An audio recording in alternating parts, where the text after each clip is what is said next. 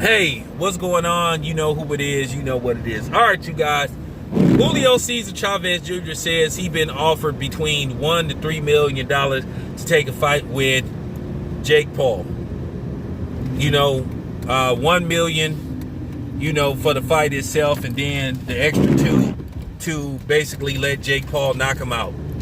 Whoops, shouldn't have said that. Maybe, allegedly. But nevertheless, I'm going to say this, and I'm going to make this very clear. If Julio Cesar Chavez Jr. goes in there and gets knocked out by a YouTuber, or lets a YouTuber knock him out, does the deep sea dive, I'm going to be honest with you, he shouldn't be able to show his face anywhere. I hope he has enough pride and respect for himself in boxing not to do that. But this day and age, you never know. You never know. But my question is, why ain't Jake Paul fighting the guy that beat Julio Cesar Chavez and Anderson Silva? Oh yeah, I forgot. He said he respect Anderson Silva too much to fight him, aka he didn't want none of that. I wish people would see the truth in Jake Paul. He's not that good. And if you watch that fight, he was losing that fight until he landed that punch. Whatever you think of that punch, he was losing that fight. And I don't care what Showtime, I don't what Showtime had. I don't give a damn about what Steve Hood had on the scorecards. Jake Paul was not winning that fight. He didn't look good. He looked terrible. He looked worse in that fight than he did in the first fight. And that told me all I needed to know about him. Like I said, a boxer with minimal boxing skills would work Jake Paul. Okay? And as I said before, in the live stream that I did, this dude is not only giving people confidence that they can just become a professional boxer, he's taking the fear out of people that do this for a living. Because back in the day, a lot of people would be like, I'm not running up on a professional boxer. But due to the fact he's out there fighting, yeah, he's just taking the fear out of professional boxers. Now, I don't recommend running up on a professional boxer, especially, heavyweight, because if they land one punch, they could do some serious damage to you. Now, if you're in a position where they run up on you, you got to do what you got to do.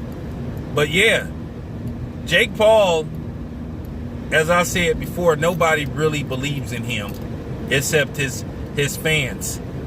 He has a lot of casual fans who really don't understand the art and the sport of boxing. So that's the thing. But getting back to Julio Cesar Chavez, I just hope he would have enough pride not to sell Jake Paul a W. Because if he does do that, he shouldn't be not only welcome, he shouldn't even be welcome nowhere. He won't be able to show his face anywhere. That would be the most disgusting thing he could do as a fighter. Because like I said before, I've watched Jake Paul fight 4 times. And every time I watch him fight, I further come to the conclusion that he's not that good. And that if he fought a real legitimate fighter, he would get destroyed. Like I said, if you put David Benavidez in the ring with Jake Paul, he would get hurt. And Arthur Beterbiev probably would literally take his life. I'm talking about he would knock Jake Paul's soul out of him.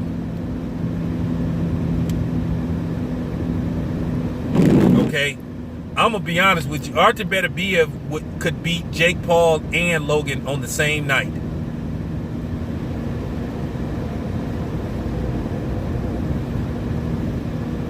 But we know Jake Paul ain't gonna take no fight like that because he's not stupid.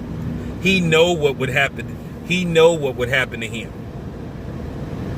He campaigned at around 190, which is cruiserweight now.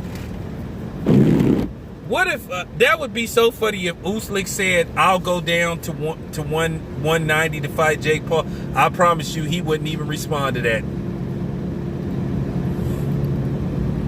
because we know what Alexander Usyk would do to him. He would I'm talking about, he would hurt dude.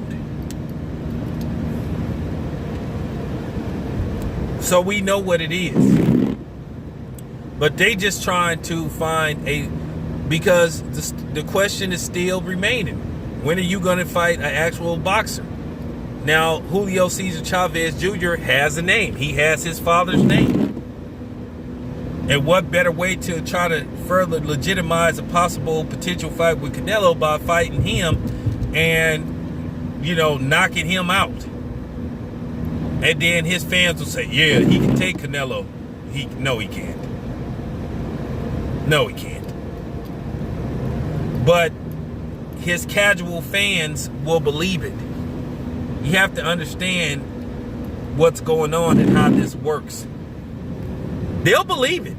They will actually believe, yeah, well, Canelo couldn't knock out Julio Cesar Chavez Jr., but Jake Paul did. So that means he'll knock out Canelo. And then he'll go in there and get destroyed by Canelo. And that'll be it.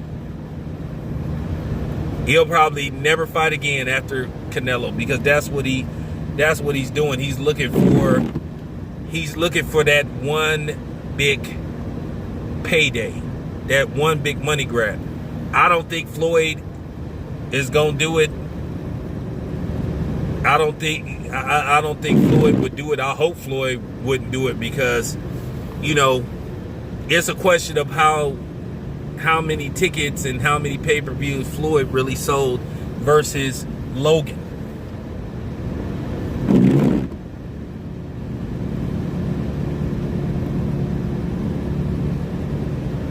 So they believe that Canelo would be more suitable.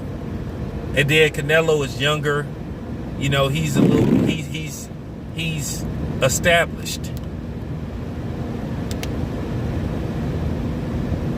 But that's the master plan. That is the master plan, to try to set up something between Jake Paul and Canelo Alvarez. Like I said, we all know how it's going to turn out. But I hope Julio Cesar Chavez Jr. has enough pride and respect for himself and his last name not to do that. I hope he don't disgrace his father and his family by doing that. But you never know. You never know. But I'm going to tell you right now, this is real talk. If Julio Cesar Chavez goes in there and does the deep sea dive, the Jacques Cousteau, he not going to ever be able to show his face nowhere.